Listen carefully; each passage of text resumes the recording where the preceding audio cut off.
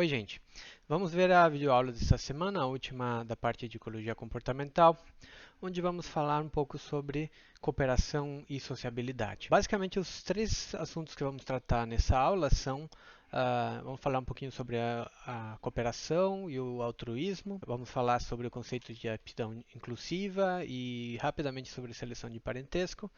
E por último, então, vamos falar um pouco sobre a sociabilidade e os tipos de sociabilidade que existem.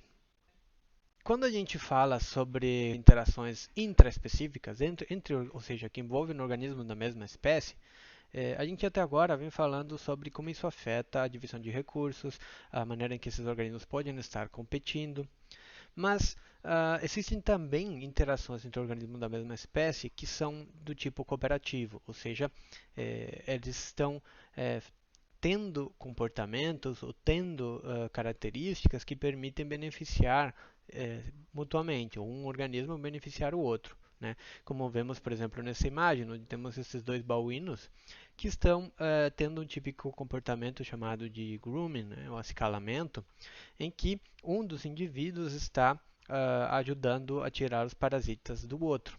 A gente poderia imaginar que existe algum tipo de benefício mútuo, no sentido de que se um deles está tirando os parasitas do outro, então ambos podem sair beneficiados, seja porque um está sendo limpo de parasitas e outro está obtendo algum mínimo recurso alimentar. Né? Mas a gente também poderia pensar de que já em algum momento do futuro, então esse outro babuíno pode também devolver o favor, digamos assim, né? Então limpando o parasita do outro indivíduo. Porém, a gente poderia se perguntar o que ocorre quando esse benefício não está claro. Vamos ver alguns casos disso daqui a pouco. Mas é claro, então, que viver em grupos, ter interações com outros organismos da sua mesma espécie, pode ter vantagens. Né? Então, por exemplo, temos o caso desse passarinho aqui, Carduelis, que ele vive e forrageia em grandes grupos. Né? Ele se junta em determinados lugares onde tem as sementes que ele se alimenta e ele prefere forragear nesses lugares. A primeira coisa que a gente poderia pensar, levando em consideração que vimos a teoria de distribuição ideal, é que não seria vantajoso você ficar nos mesmos lugares onde tem uma outra série de indivíduos que estão comendo o mesmo que você. Porém, esse resultado aqui mostra que para esses passarinhos é vantajoso viver em grupos, porque com isso o tempo que cada um deles demora para manipular as sementes que eles vão encontrando se reduz significativamente entre mais indivíduos tem o grupo do qual ele está fazendo parte, que é o eixo X aqui do gráfico. E por quê? Basicamente porque entre mais indivíduos tem no grupo, mais fácil é para reconhecer os inimigos naturais que estão naquele lugar.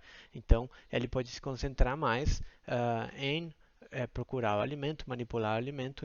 Então, estudando esse tipo de interações, o William Hamilton, que é um dos grandes estudiosos da evolução, principalmente a evolução da cooperação e sociabilidade, ele dividiu as interações entre organismos da mesma espécie com vários resultados possíveis. Né? Então, o primeiro, então, quando temos um comportamento, esse comportamento ele é exercido por alguém, que vamos chamar aqui de ator, e ele exerce esse comportamento sobre alguém, que vamos chamar de receptor.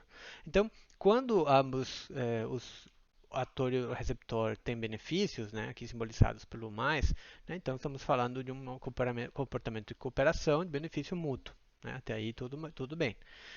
Agora, quando o ator tem um benefício e o receptor tem algum prejuízo, então estamos falando de um comportamento do tipo egoísta. Então poderíamos pensar um babuíno que rouba a comida do outro quando ele capturou. Esse seria um comportamento egoísta. Porém, o Hamilton diz também que podem existir outros resultados dessas interações. Podemos ter um comportamento que seja negativo para o ator, para quem faz esse comportamento, e seja positivo para o receptor. E esse cenário é o que vamos chamar de um comportamento altruísta, quando você está fazendo uma coisa que é ruim para você, mas que beneficia outros. Né? Existe também a possibilidade de ter comportamentos que vamos chamar de maldosos, em que ambos, tanto o receptor como o ator, têm um resultado negativo. Então, tanto o comportamento altruísta como o comportamento maldoso, eles são comportamentos que são muito difíceis de explicar pela seleção natural, do jeito que a gente vem estudando elas até agora. Né? Já o próprio Darwin dizia que esse tipo de comportamentos poderia ser um problema para a própria teoria da seleção, da evolução por seleção natural, e que poderia, ele não conseguia explicar isso e não conseguiu explicar isso até o fim dos seus dias. E vamos então estudar um pouquinho o que é esse comportamento altruísta. Aqui temos um exemplo de um suricato, né? Eu vou colocar para vocês um vídeo também ali na página para vocês consultarem, para vocês verem, quem não tenha visto, como é que é o comportamento altruísta desses suricatos. Mas basicamente, de forma geral, consiste em ter um indivíduo dentro do grupo que sempre está, digamos, de tocaia, procurando os possíveis predadores. Ele se levanta dessa forma que está aqui na imagem, às vezes sobe em árvores ou em outras coisas para ficar mais alto, e ele fica de olho nos predadores enquanto os outros indivíduos estão procurando alimento. Ele, além disso, ele faz chamados para alertar, tanto para dizer que está tudo bem, como para alertar quando chega algum predador. E surge então a pergunta, é claro, por que esse indivíduo estaria fazendo isso? O que ele tem a ganhar com isso? Por que a seleção natural produziu esse tipo de adaptações, se é que de fato é isso, né?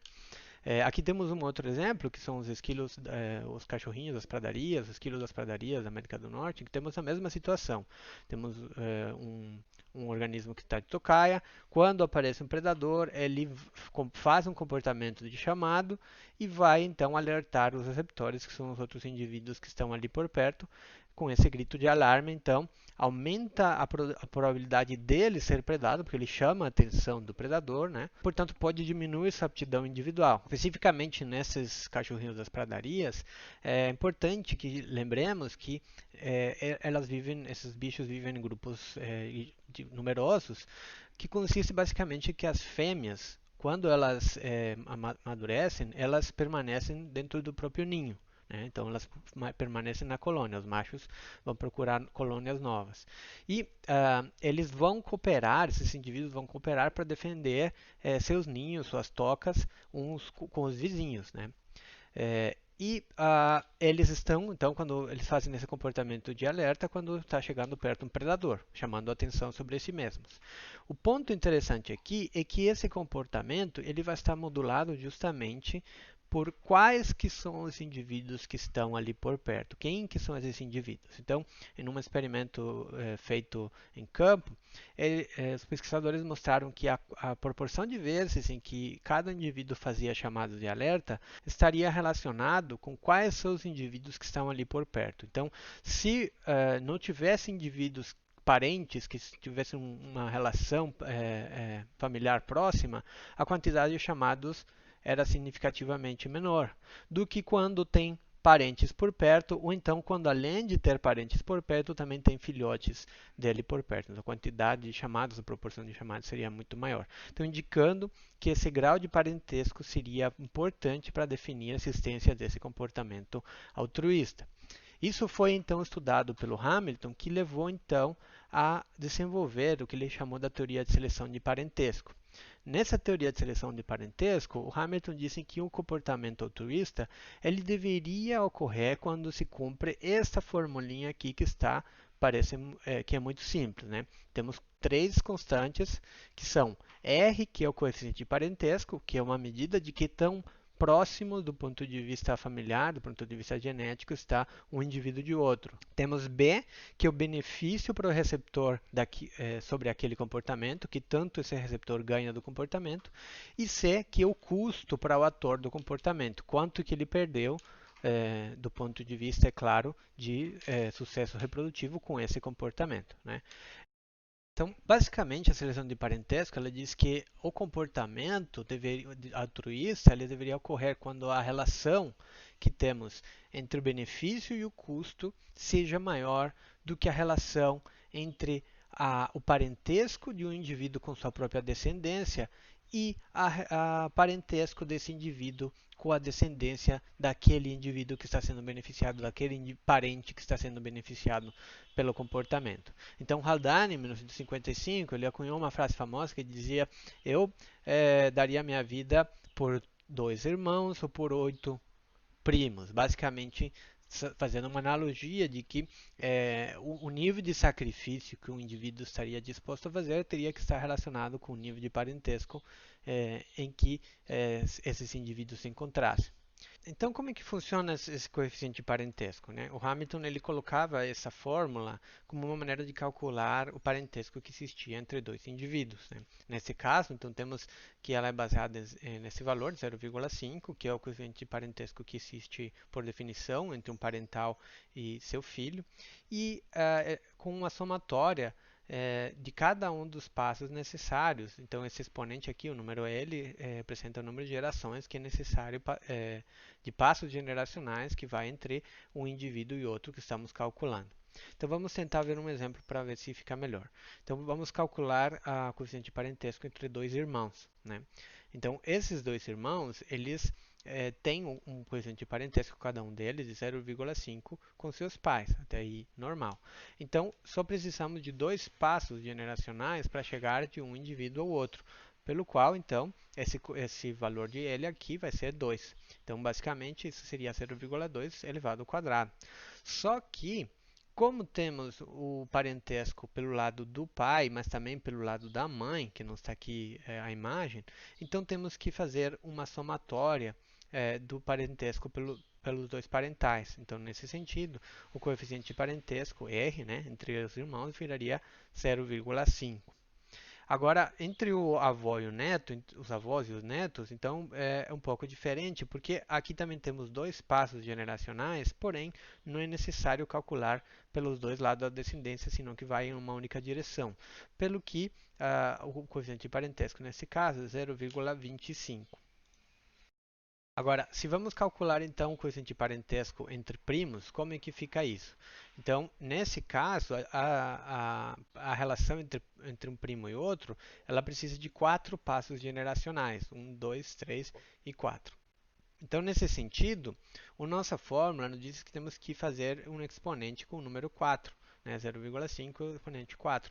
Assim como no caso dos irmãos, novamente a gente tem que considerar o parentesco pelo lado do pai e parentesco pelo lado da mãe, pelo que nosso valor então de parentesco vai ser de 0,125. Nesse momento, então, eu vou falar para vocês sobre qual que vai ser a tarefa desta semana. Consiste na participação de vocês no fórum no módulo 2. Vocês vão procurar o assunto dessa semana, que vai estar lá, né? E dentro do assunto, vocês vão responder colocando um exemplo, né? Algum organismo que vocês conheçam que viva em grupos, que tenha algum tipo de organização em grupos, em alguns níveis de sociabilidade que a gente vai ver na sequência, e vocês vão discutir de forma resumida, bem sucinta, com algumas frases, quais seriam os custos e benefícios que esse tipo de vida em grupo, esse comportamento social de agrupação, tem para esse organismo. Então é importante que nesse exemplo vocês destaquem tanto custos como benefícios.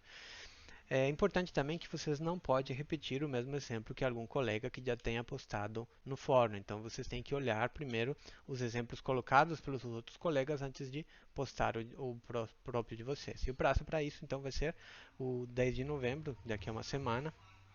Isso nos leva então a falar sobre a sociabilidade. Para Darwin, a existência de organismos sociais, como os insetos sociais, representava uma dificuldade muito grande, segundo ele, talvez insuperável para essa teoria. Por quê? Então, basicamente, porque nesses organismos existe a presença dos altruísmos é significativa e ela está basicamente intrínseca dentro da própria estrutura social, né? Por quê? Porque nos organismos sociais temos a existência de castas não reprodutivas, ou seja, temos uma divisão de trabalho em que alguns indivíduos, como temos aqui, por exemplo, esta rainha de cupim, elas se especializam na reprodução, aqui temos o macho, né? E temos uma série de indivíduos dentro da mesma colônia que não têm a capacidade e que não se reproduzem, né? Então, a pergunta que surge é como é que surge, então, uma casta dessas, uma casta não reprodutiva que basicamente abre mão quase que completamente da aptidão, né? Pelo menos da aptidão direta. Nesse sentido, então, os conceitos que o Hamilton levantou nos levam a pensar em um conceito de aptidão maior, que seria, podemos considerar como a aptidão indireta ou aptidão inclusiva. O que é isso? Que o sucesso reprodutivo do organismo ele não vai estar representado só pela sua descendência direta, senão, como vimos nos exemplos anteriores, pelo sucesso reprodutivo dos indivíduos que estão relacionados, do ponto de vista de parentesco. Então, dentro dos insetos sociais, esse parentesco entre indivíduos é maior, inclusive, do que ocorre em outros organismos que têm reprodução social. Isso é importante, claro que não em todos os insetos sociais ocorre, mas porque muitos desses insetos eles têm um sistema de reprodução por haplodiploidia. Basicamente, o que isso significa é que as fêmeas, as reprodutivas, no caso vamos chamar de rainhas, elas têm um sistema diploide, têm um dobro de conteúdo genético. Já os machos, eles são haploides, quer dizer que eles têm uma cópia só de cada um dos genes. Né? Quando ocorre o acasalamento, então, dependendo de como ocorre esse cruzamento de informação, pode produzir fêmeas ou pode se produzir machos. Então, quando para a produção do ovo é usado uma parte do conteúdo genético dos machos e outro pedaço das rainhas, então isso cria organismos diploides, que no caso são as operárias fêmeas. Já os machos eles vão ter conteúdo genético unicamente das mães. Mas por que isso é importante? Porque se considerarmos uma outra operária, filha também da rainha, ela vai ter necessariamente uma cópia que vem diretamente também dos machos, do mesmo macho. Né? Já da fêmea, ela pode ou não ter os mesmos genes que pegou sua irmã. Então, isso significa que, na média, o coeficiente de parentesco que tínhamos visto que entre irmãos é ao redor de 0,5, nesse tipo de organismos, na média, esse coeficiente de parentesco sobe até 0,75. Isso significa que, para esses indivíduos, é muito mais vantajoso cuidar dos seus irmãos com os quais ela tem mais relação do ponto de vista genético do que inclusive da sua própria descendência, no qual ela teria um parentesco de 0,5. Então, essa estrutura genética mantém a coesão de muitos dos organismos sociais, né? Mas existe uma grande variação no nível de sociabilidade que a gente encontra nos organismos. Temos desde, claro, organismos solitários até o que a gente vai chamar de organismos sociais propriamente ditos, né? Existe uma série de classificações, a gente não vai entrar em detalhes sobre os tipos de classificações, mas vamos só entender como é que é esse gradiente de sociabilidade de forma resumida. Então, os indivíduos solitários são aqueles em que a gente não consegue observar nenhum tipo de cooperação entre os indivíduos. No meio do caminho, temos as estratégias chamadas de subsociais, que são estratégias que apresentam algum tipo de comportamento cooperativo. Né? Então, isso ocorre em muitos grupos de insetos, por exemplo, né? Em que temos agregações, temos comportamento de cuidado parental, temos formação de ninho comunal, temos muitas vezes até comportamento de cuidado cooperativo da prole. Né? Mas dentro dessa categoria propriamente social, temos a existência de três características fundamentais, que é a divisão de castas em reprodutiva e não reprodutiva, que já vimos. Temos a sobreposição de gerações, que significa que os jovens, a nova geração fica com a geração antiga para ajudar a cuidar das próximas gerações e que os indivíduos não reprodutivos, então, eles vão cuidar dos imaturos. Né? Essas seriam as grandes questões. Né? Então, aqui podemos ver como esse tipo de organização social leva então a uma especialização em castas que muitas vezes vai além só da divisão entre reprodutivo e não reprodutivo. Né? Então temos especializações por funções, inclusive dentro das castas não reprodutivas. Né? Além disso, então, temos o cuidado cooperativo da prole, né, que é feito pelos organismos não reprodutivos, como aqui no caso dessas abelhas, que cada uma dessas operárias cuida da próxima geração de irmãs. Né? E as próxima geração, os organismos que estão sendo produzidos, eles também têm papéis dentro da colônia, como por exemplo nessa formiga, em que as larvas ajudam na construção do ninho, produzindo seda que é utilizada para costurar as folhas. Né? Claro que a sociabilidade é uma questão bastante mais complexa do que a gente viu neste vídeo, né? Existem várias exceções, vários padrões extremos e existem ainda muitas coisas por serem entendidas do ponto de vista da evolução da sociabilidade.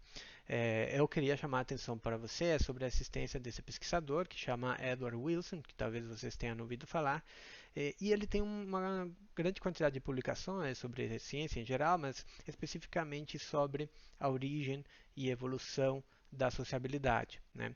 Então, eu recomendo principalmente esses três livros, né? Sociobiologia, Superorganismo e a Conquista Social da Terra.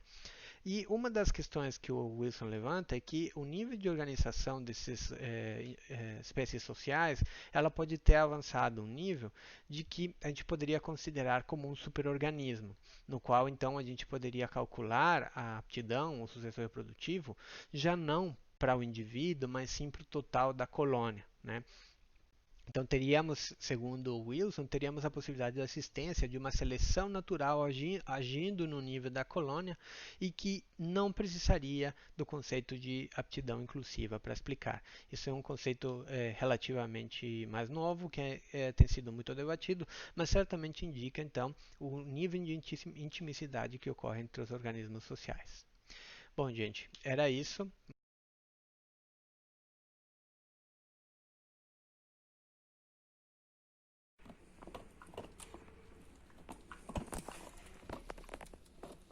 Tá ouvindo? Tá aí?